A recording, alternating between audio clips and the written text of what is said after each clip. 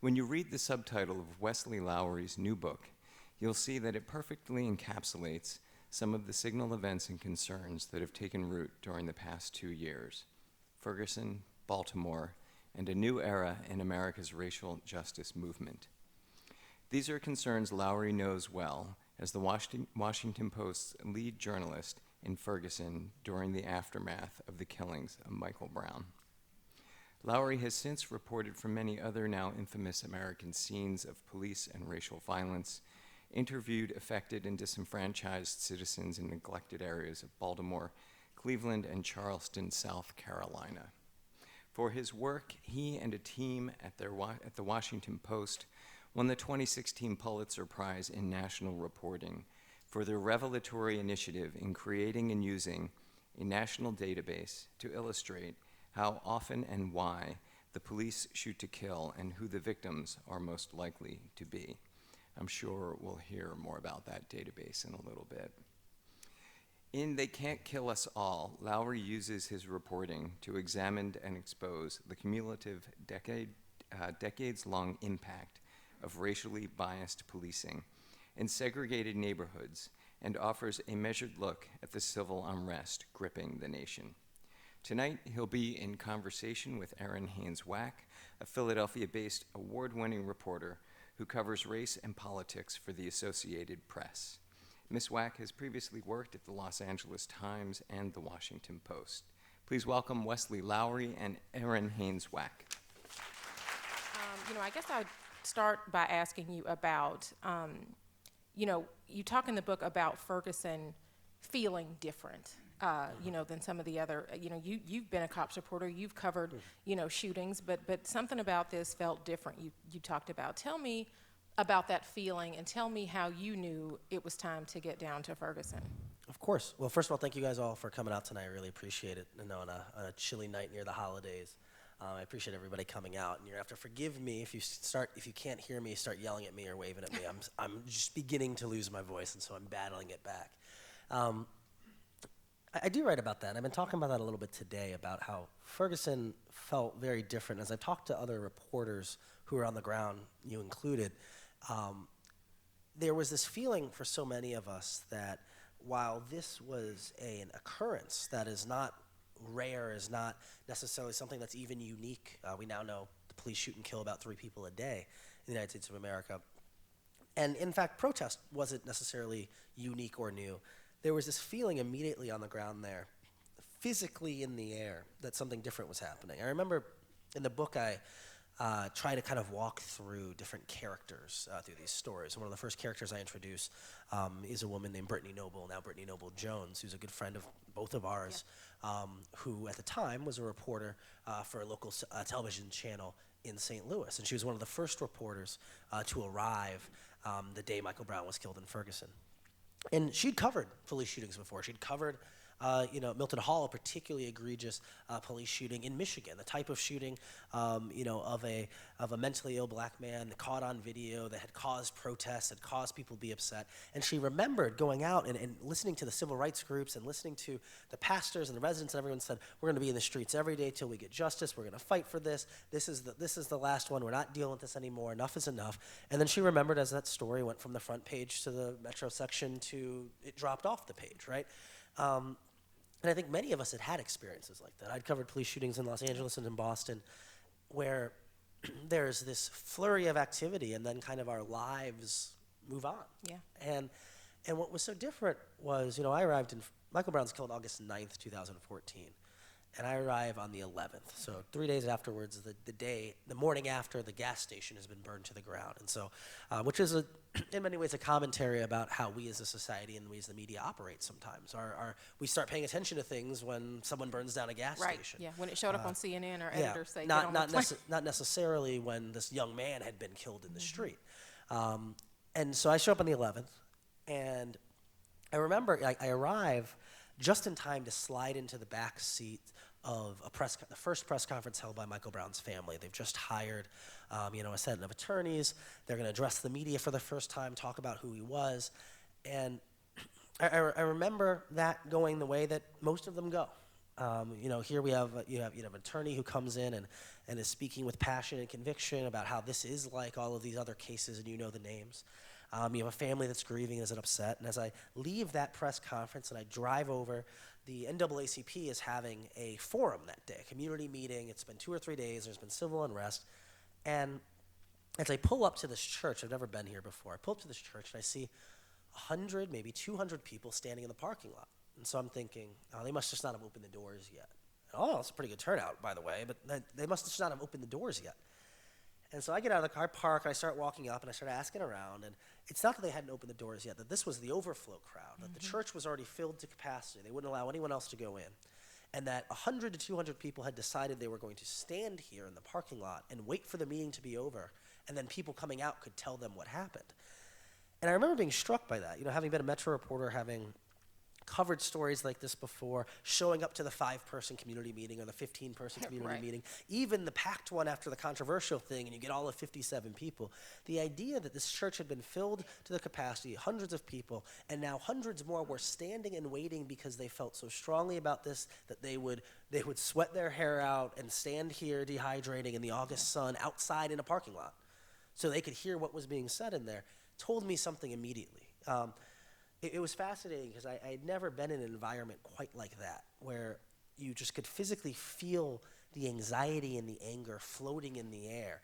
And that was one of the moments very early on in the story that we could just sense that this was something bigger than the story of the day, the story of an individual shooting, but rather was something that was going to become a theme of this period of time. Yeah.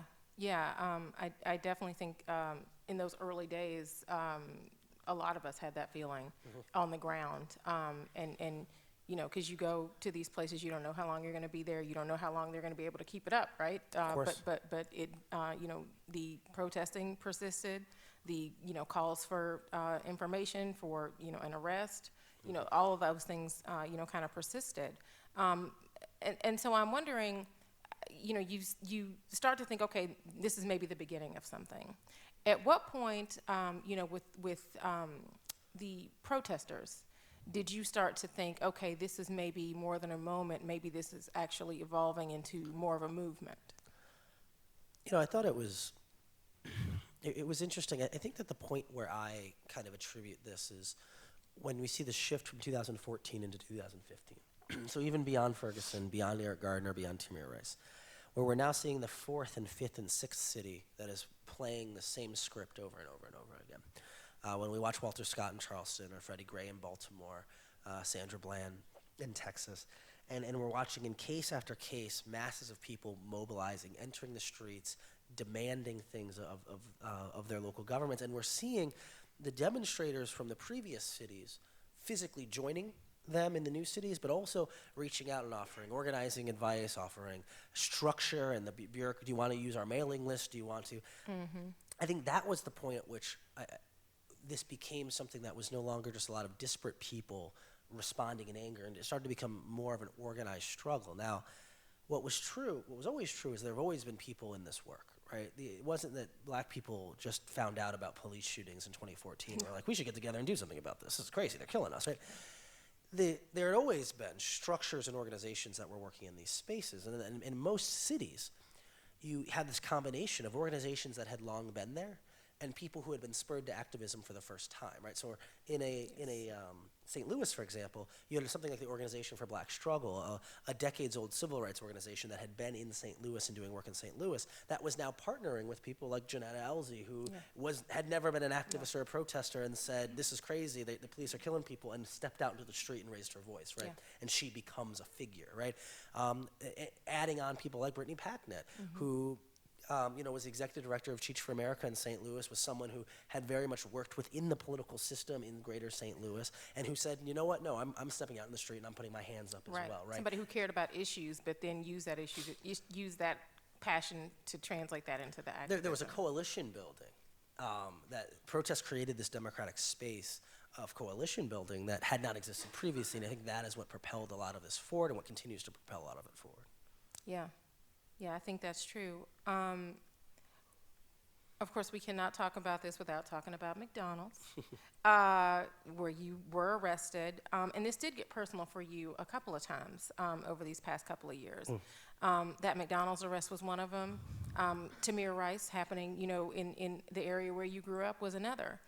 Can you talk about, how you balanced, when these stories, did kind of hit close to home for you, balancing that with your professionalism as a journalist? Of course. I think that there is so there are varying different occurrences of this. I mean, the first one obviously being, so I arrived on August 11th and August 13th. Myself and Ryan Riley of the Huffington Post are the first two journalists who were taken into custody during these demonstrations. And over the course of the months that we were all in Ferguson, there were probably 3 or 4 dozen journalists who at some point were arrested. The police were kind of mass arresting people on most nights without much rhyme or reason as to who you were, or sometimes even what you were doing. And in our specific incident, we'd been working in this McDonald's because that's where all the journalists were working. There was Wi-Fi there and there were outlets, right?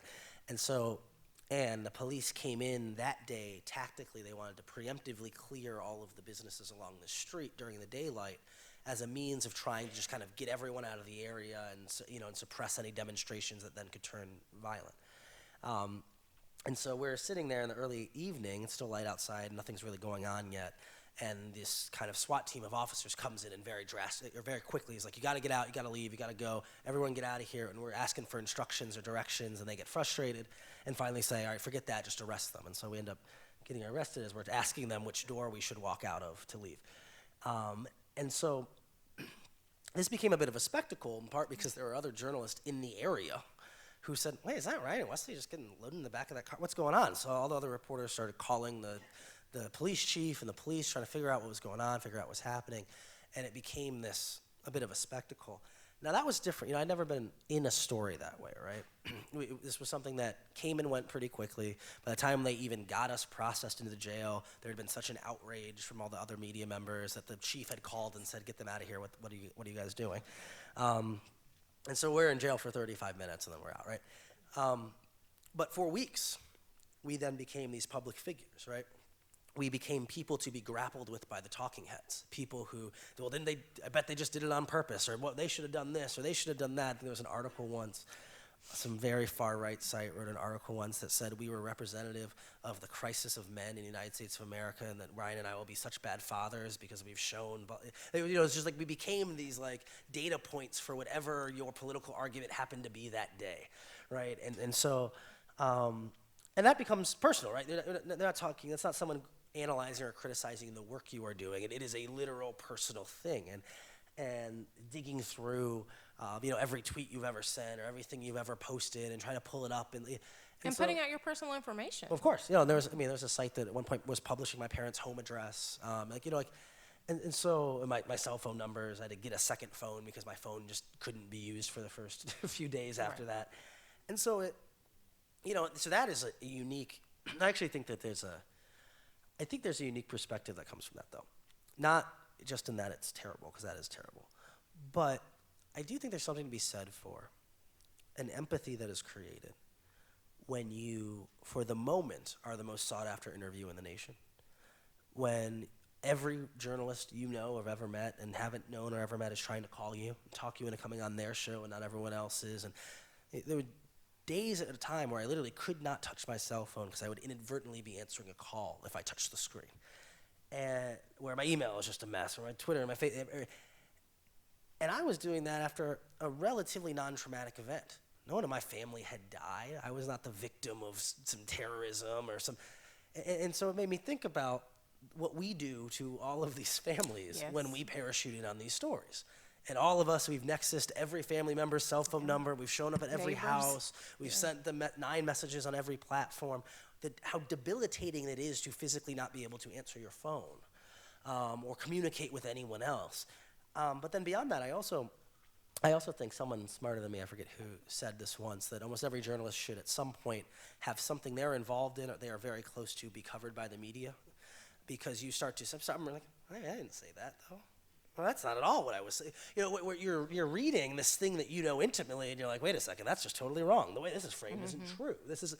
And it gives you maybe a different appreciation for some of the challenges that sometimes we have in terms of framing things and understanding things accurately. And so it was interesting. Beyond all that, though, because the heart of the question was also about kind of being a young black man covering stories of Right. young black death. Going home to Cleveland to a park where I, as a kid, had hung out before, to cover the story of a 12-year-old boy who'd been shot and killed, right? Going to Charleston to cover, the story of a 50-year-old man who could have been my father, right? What does the role and what does that take? And I think that, very often as journalists, we grapple with this idea of objectivity. And we've created, as most institutions in the United States have, a standard of whiteness, right? That normal, that objective, that fair is your hard-charging white male reporter who, who's buddies with the cops, and that's normal, right? And I think that we set ourselves up for failure sometimes when we do that, right? That no one is objective. That for me, covering police, I'm bringing a bias of how I've been pulled over or how I've been interacted with in the same way that the reporter who's never been pulled over or is buddies with all the police is bringing a bias into that story, right? And I think sometimes we value one over the other, and we act as if one is a standard and the other is a bias, right? The reality is we're all human beings. We all carry with us biases, we carry with us prejudices, we carry with us preconceptions as well as lived experiences. And so no two reporters, no two people come to any story from the same place. Right. And I think that, so what I think I strive for, what I try to think about, as opposed to thinking about objectivity, is I try to think about fairness. I think if you know your biases, you can actively interrogate yourself and attempt to counteract them. If you pretend you do not have them because you are an objective reporter, it makes it impossible for you to effectively self-critique yourself. Right. And I think that's something I've tried to think about a lot. And at the same time, while focusing on the humanity of the people, I mean, all these stories are about someone's death. Yep. Whether you like them, whether you don't, whether you think they deserved it or they don't, you're writing about a loss of life. And I think in those cases it's important. If you can't see yourself as the person you're writing about, it's very hard and difficult to capture and communicate their humanity. Absolutely. Now, I know, doing this work, though, for the past couple of years, there wasn't a lot of time to reflect on a lot of these feelings because, frankly, no sooner was one of these shootings happening, and we cover that, then, it's time to go to another city because it's happened somewhere else, right? And so there wasn't a lot of time to process what we think about, any of this. I'm wondering how the process of writing this book helped you to kind of take a step back from the past 2 years and kind of put some distance between this for you, if that happened, but also for you to get some perspective and to give some context to what's been happening in the past couple of years. Of course, and I thought it was really important. One of the reasons I wrote this book is I'd get very frustrated. We'd go from city to city to city and write the same stories and write about the protest movement, write about the possible reforms. And I get the same set of emails constantly from people. I don't understand it. Why are people protesting? What are they mad about? What are the potential solutions? And it felt like no matter how many times we wrote the same stories, that every time it occurred, we were having a new batch of readers who didn't understand it or needed the context. And I finally almost gave up on the idea that through daily coverage, I could possibly explain to our broad readership what was going on. I also got frustrated as I, over time, got to know so many of these activists. I mean, people I talked to every day for 6 months, for a year, for 2 years. And I'd watch how they were portrayed in the media elsewhere, and watch, as someone who knew many of them very well at this point, had interviewed them tens and dozens of times, understanding or seeing how things were being morphed or skewed and not providing the full context of who people were and what brought themselves here. So in this book, one of the things I try to do is I try to go location by location and paint character vignettes. Let me introduce you to the first activist I met in Ferguson. Let me introduce you to an activist I met in Baltimore. Let me introduce you to Bree Newsome in Charleston. Before she takes the flag down, who is she? Who is she after she takes the Confederate flag down, right?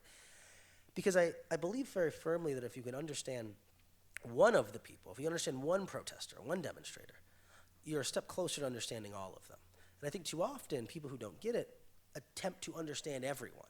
Well, what's the crowd doing? Why is everyone here? What do they all want? And I think that that's a setup for failure. I think rather the focus should be on, can I understand why Janetta Elsie's out here today? Right. What's motivating her? What's she upset about? What is her history? What is her life? What is she saying? Instead of just seeing somebody fully formed on the protest line, you know, Correct. like that's just, you know, how they No, showed up. seeing without them as a understanding. full three-dimensional human being.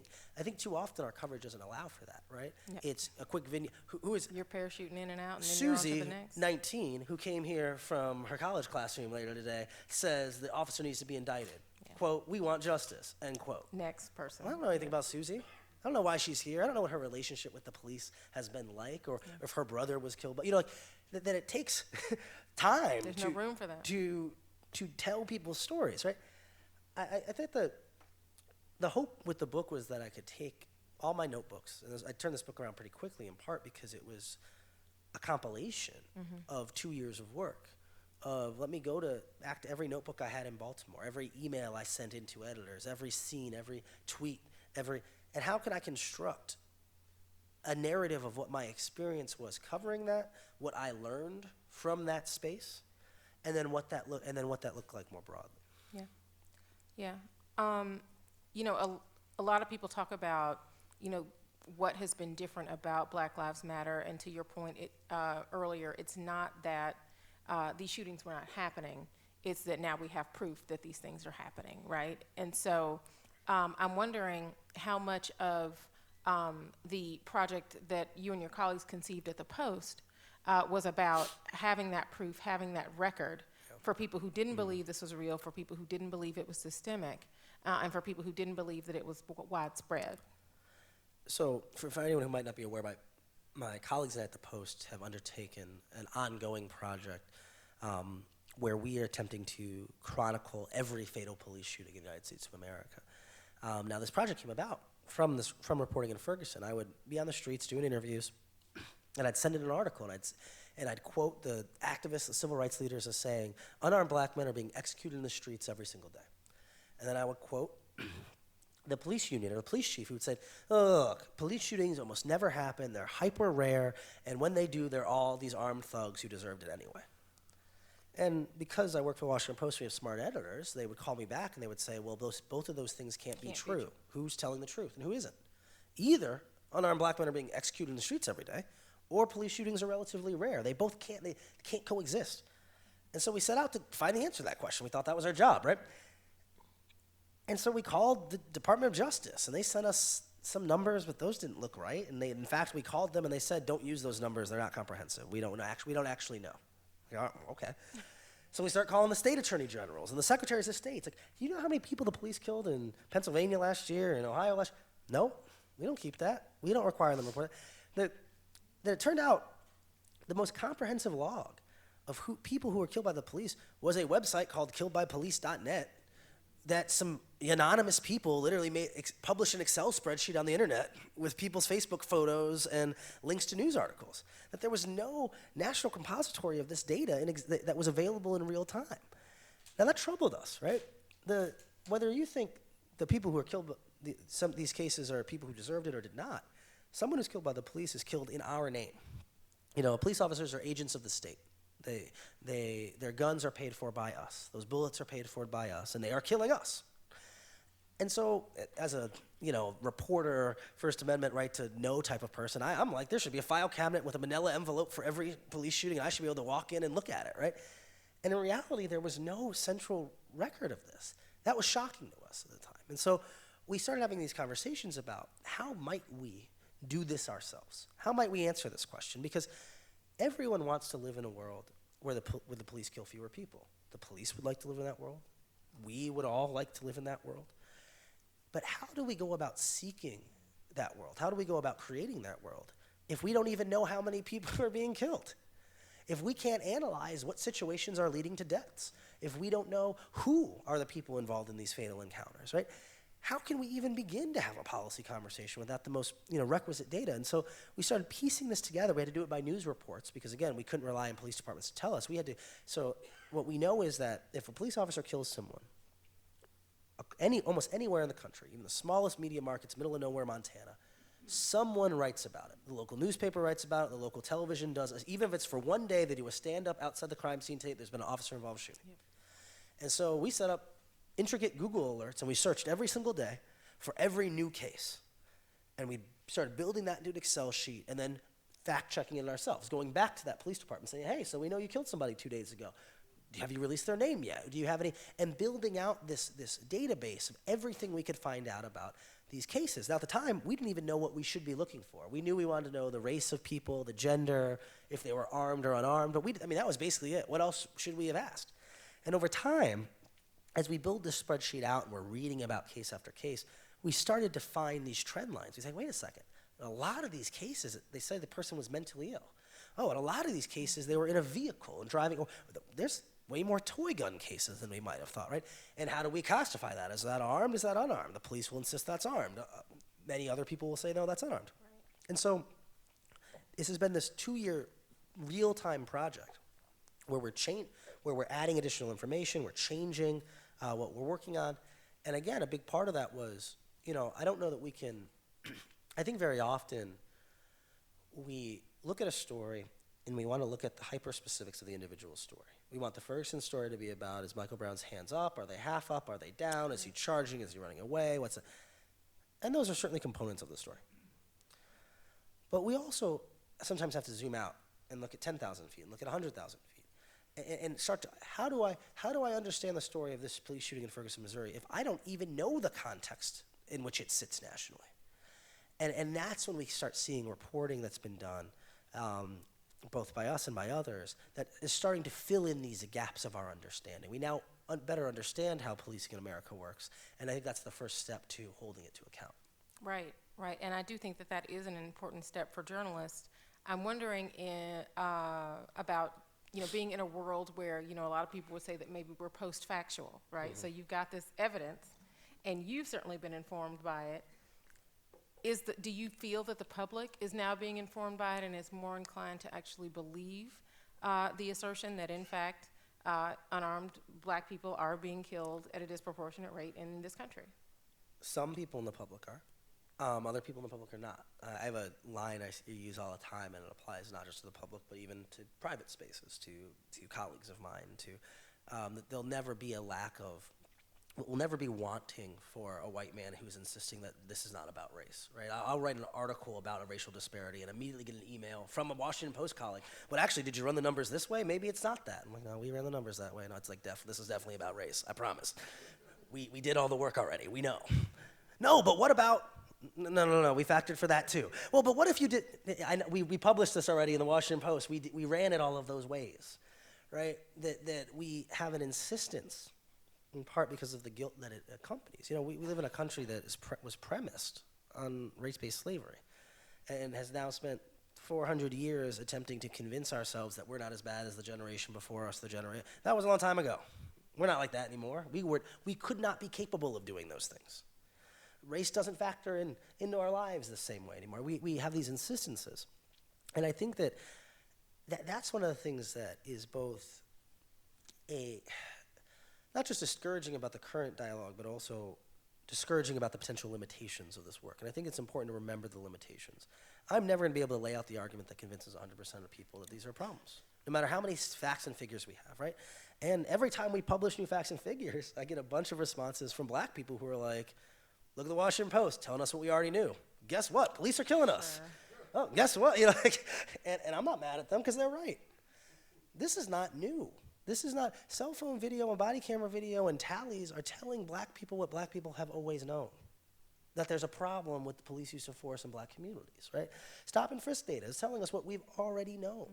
Mm-hmm. And I think that there's a cruel irony in this idea that we have to undertake these projects to underscore and improve with empirical data the lived experiences of so many people across the United States of America. And again, there will always be people who refuse, no matter what the numbers say, to look at it. We see people all the time who take our numbers and say, well, actually, they prove this complete other thing that they don't prove. Sure. And I think that that's something that, unfortunately is the world we live in, but I think we have to start by collecting that. I think the world's better off for having the numbers than not having them. Yeah, and I think journalism is better off for it as well. And I'm wondering what you think about, how these past 2 years have really impacted race reporting. And journalism that maybe has decided that they're going to be interested in this type of reporting. Well, and it's not just about race, we've now have a different understanding of what good race reporting should look like and can look like. Our friend Nicole Hannah-Jones at the New York Times Magazine very often says that too much of our reporting on race centers on how people feel about issues of race.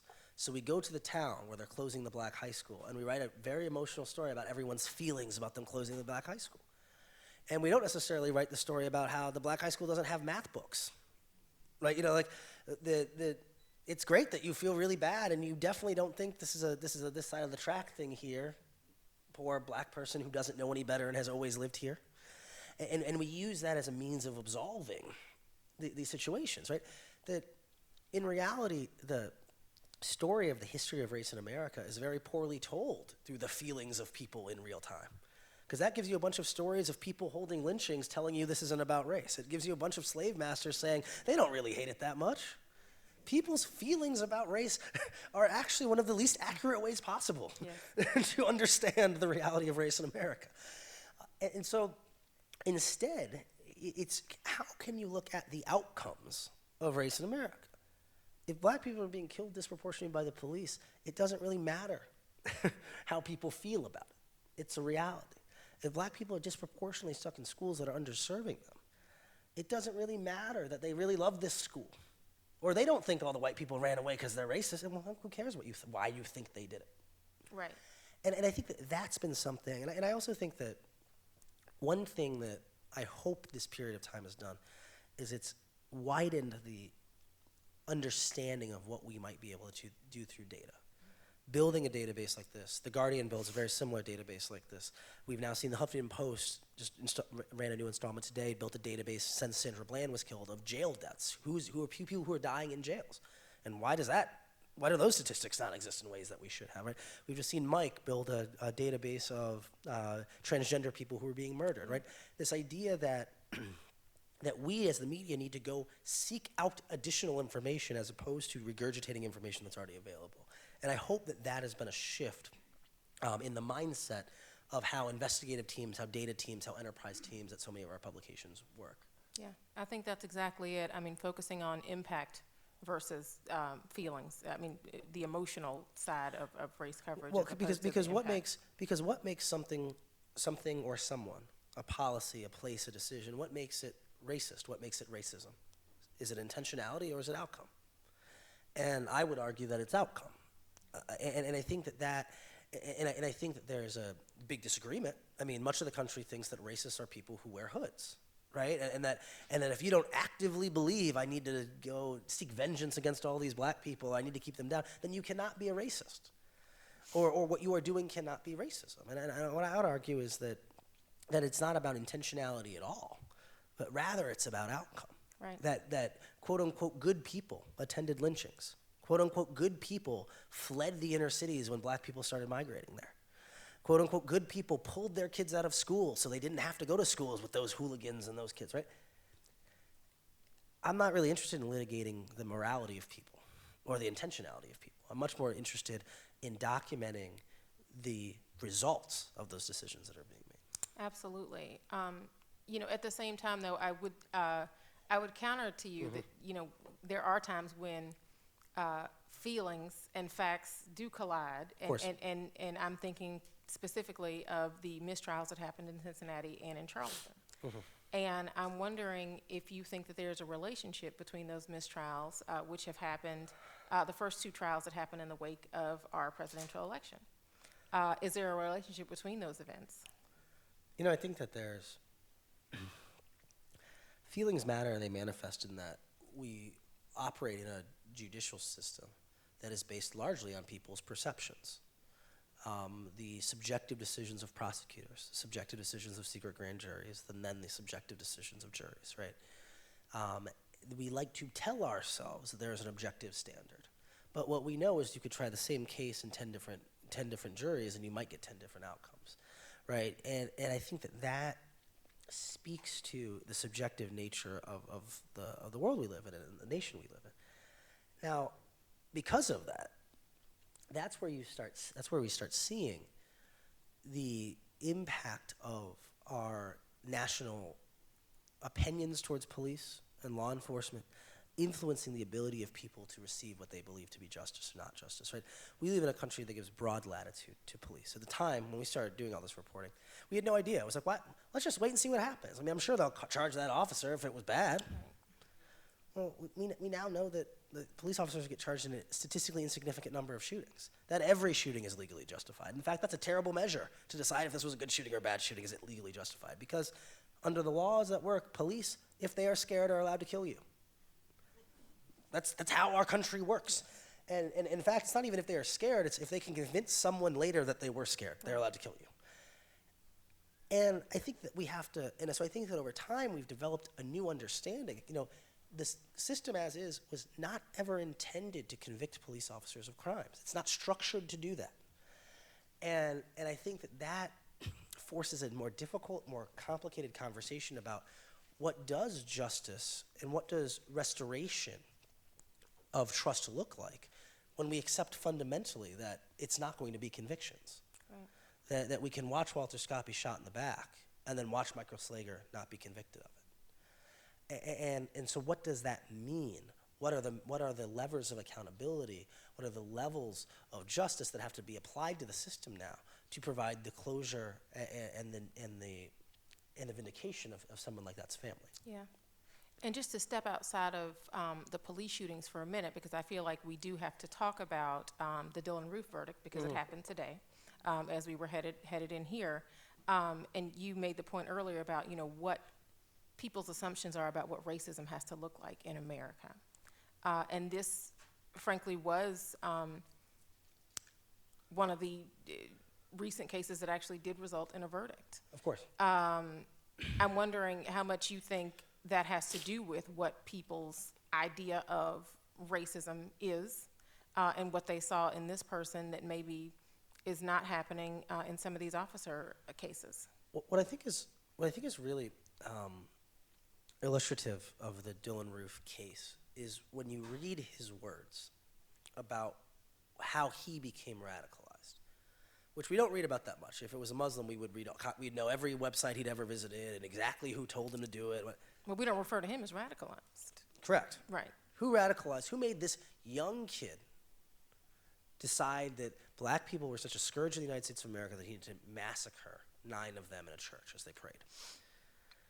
And with a list of other churches in his car to go visit next.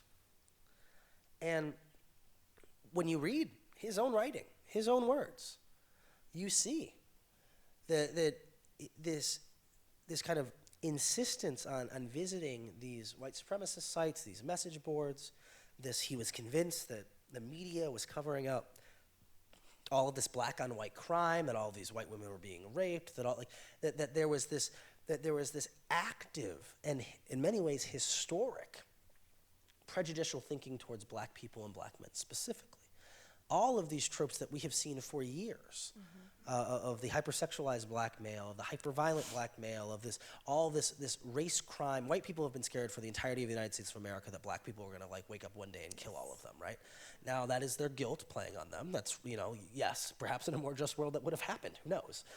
But that's never happened. That's not like that's literally black people have always just asked for equality. It's never been about vengeance. There's never been some massive overtaking of the nation, and so you listen to Dylan Roof and you read Dylan Roof, and it's hard not to see Fox News coverage in his thinking. It's hard not to see Breitbart and Daily Caller coverage in his thinking. It's hard not to see that racist chain email or that racist meme from Facebook. It's hard.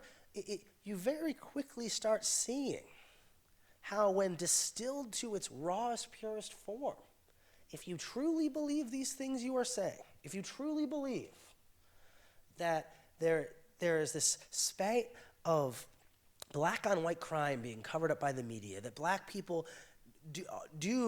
have less mental and emotional capacity, they are more inclined towards violence. It's not that many steps from that thinking that penetrates millions of homes every single day. And it's not that many steps then to Dylan Roof's call to action. And I think that's what's so remarkable. The other thing that I think captures it well is there's a documentary about the killing of Jordan Davis which happened in 2012, around the same time as 13 seconds. Trayvon Martin. And you watch in this, and the Jordan Davis case is one in which Jordan Davis is in a vehicle with his friends at a gas station listening to music, and Michael Dunn, a white man, pulls up and it gets mad that the music is playing loud and pulls a gun and shoots these kids, killing Jordan Davis. And what's fascinating in this documentary is they get all of this footage of Michael Dunn making his jailhouse phone calls to his fiance. And you watch over time as he's waiting for the trial, how the statements he makes are, some might argue, not even prejudicial, and are kind of commonplace. Stupid kids, that damn loud music, all that vulgar stuff, blah, blah, blah. And by month 2, he's just calling him the N-word.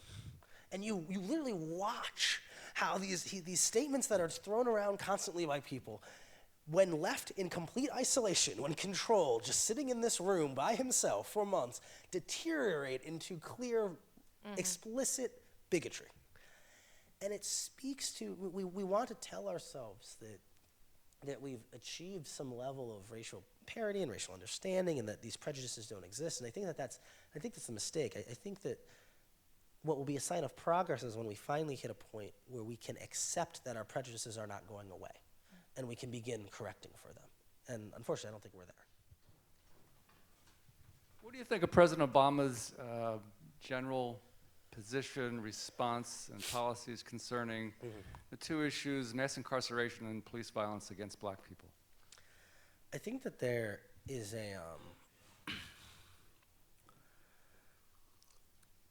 so two things. First is that I think the president in many ways was hamstrung and limited by his own reality. That anything the president talks about becomes more politicized because the president talks about it. The president says Trayvon Martin shouldn't be dead. 50% of the country immediately thinks Trayvon Martin should be dead. That doesn't mean they've looked into the case or read anything. They just know Obama's wrong. And so I think that very often we saw early in the Obama years, the Henry Louis Gates incident is an obvious example of him attempting to facilitate some conversation, that if only I can get everyone together and we can talk about it, we'll see that everyone's kind of reasonable and there was a misunderstanding. In reality, it became this hyper-politicized thing. Half the country immediately agreed that Obama was wrong, and what's wrong? He's like, wait a second, I've made this worse.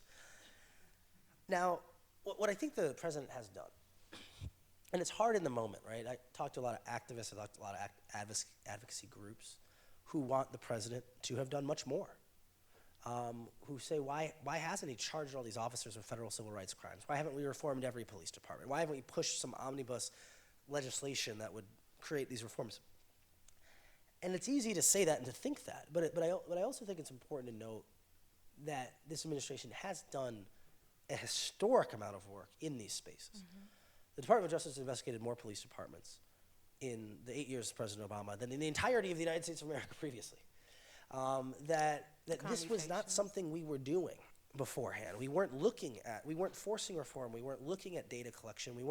I think of one of the lines in Ta-Nehisi Coates' recent piece, My President Was Black, for The Atlantic. And he writes about how criminal justice advocates are very often disappointed with Obama as it relates to commutations, that he had figured out there were probably about 10,000 people he could have commuted given what his guidelines were, and that over the time he's been in office, he's commuted about 900 of them, right? And so that's a huge disappointment to many of these activists. Why don't you just commute all of them right now? And then we remember that he commuted more than the last 11 presidents put together. Combined, yes. Right? And so that in the arc of history, it's like the most radical shift in presidential policy as it relates to this in our modern history. So I think it's hard. There's always a desire to want more to be done, and I'm not going to say there shouldn't be more done. But I think it's very difficult in real time, especially not knowing what comes next.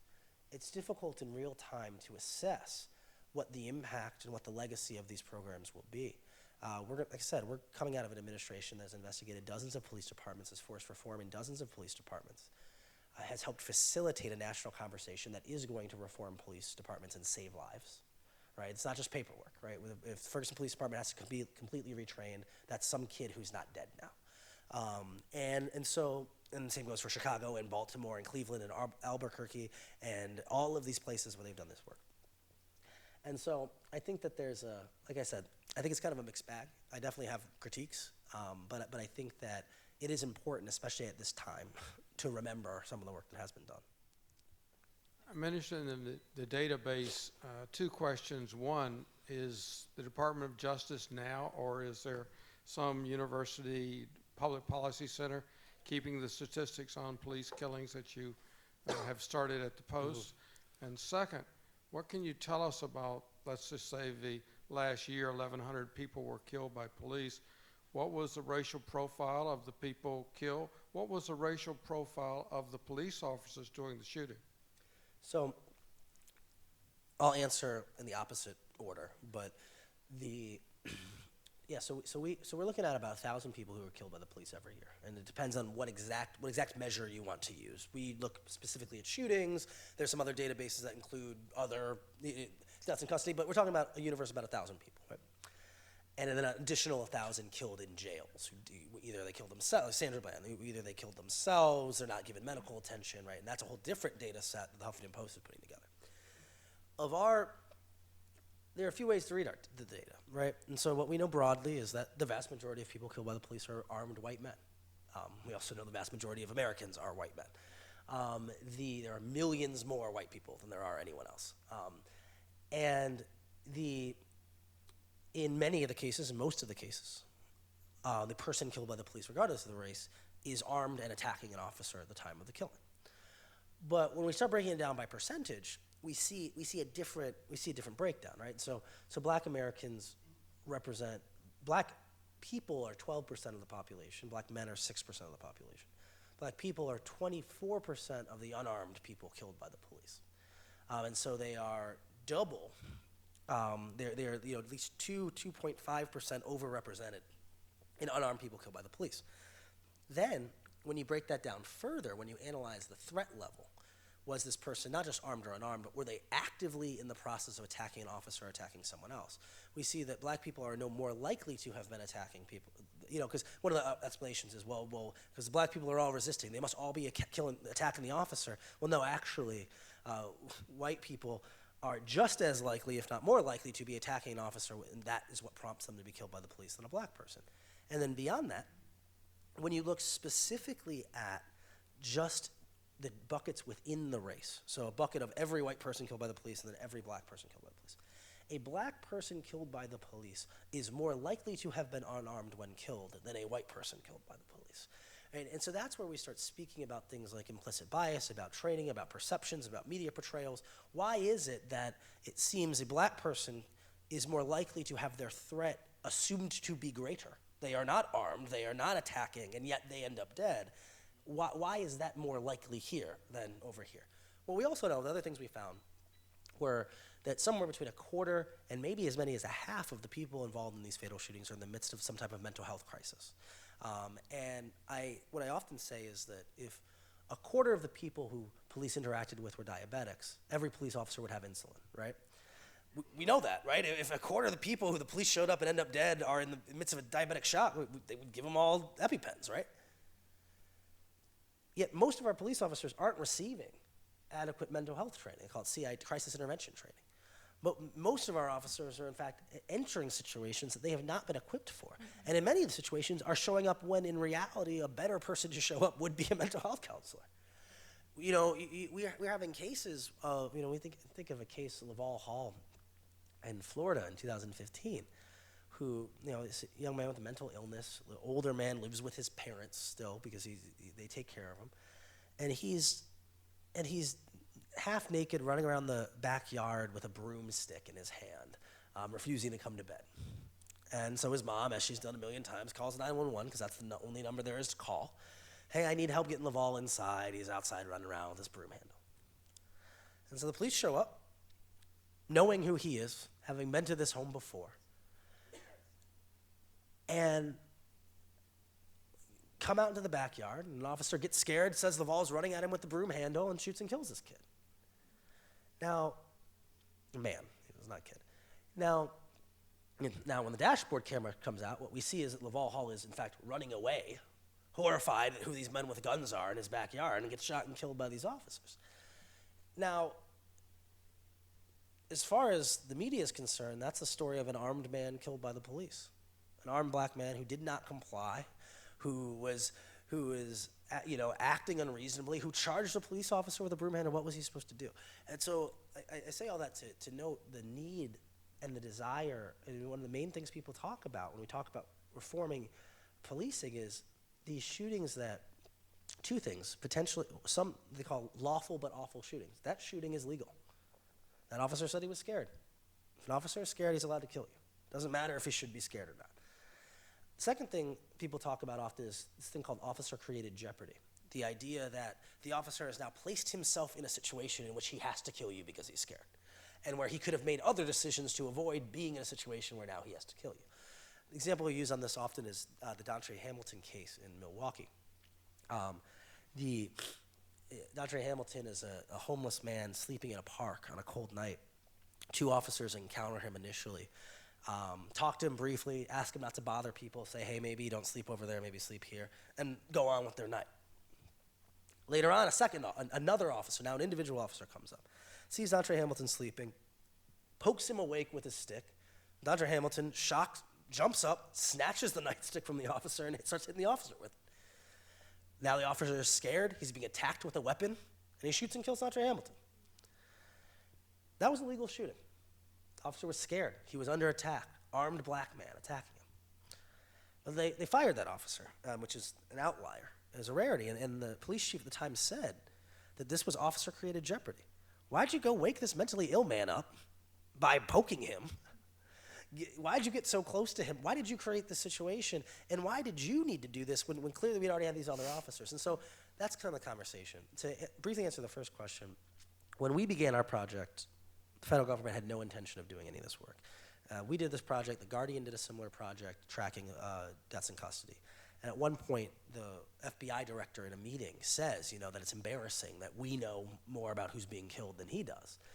And so the feds announced a pilot program to begin tracking these deaths, similar to the way we did it, by both collecting public data that's being reported, but also by investigating themselves. Well, we know how many people were killed in New York because everyone was written up in the Daily News. So let's go call NYPD and be like, hey, you reported 7, but we know it's 14. Where'd the other 7 go? And so they've announced a program to begin doing something like that. We've yet to see it actually fully rolled out, and there's a real belief that perhaps in the incoming administration that's not going to be something that's continued. The incoming president has said in a questionnaire that he doesn't believe local police should be forced to produce this data for the federal government. And so it seems very likely that the work we're doing is going to continue to be the definitive space to find out how many people are being killed by the police. We actually don't even know. In part, in a fifth of the cases, in the fifth of the shootings, the officers are never even named, much less any demographic data of who they are, right? Now, we know that the majority of police officers in the United States are white men. We know that the majority of the police officers involved in fatal shootings are white men, right? There are black people who are killed by black officers, Hispanic people killed by Hispanic officers. We don't have a very clean breakdown, but again, it's because this is not something that we can actually compel police departments to tell us. Right. We wish we knew. Yes, I don't have a question. I just want to make a statement and a suggestion. When you said race is not a part of it, what came to my mind is when Rwanda was having its problem, and then they didn't want to say the word genocide. So if we don't say it, then it must not be going on. So if we don't say race is an issue, it must not really be an issue. The other thing in your report card or whatever it is that you're doing, along with looking at the people, if you can also look at each police officer and see how many killings, regardless of race/nationality, and what they were, like be able to post that as well. And if they have a police car, like a, what was the word I just used? When you go to school and you get a report card, thank you, I couldn't get that word out. So if they have a report card, then people would know what they're doing and what they're not doing and what they were accused of doing and what may need to be looked at more closely. Of course, you're stressing me out talking about report cards again. You're taking me back to school. I'm about to get in trouble, right? One thing we have done this year is we've added on seeking information about the officers. Every single fatal shooting, we public records request any number of questions about the officers. Again, what is difficult is that the police, for the most part, do not have to answer any of those questions. They don't actually have to.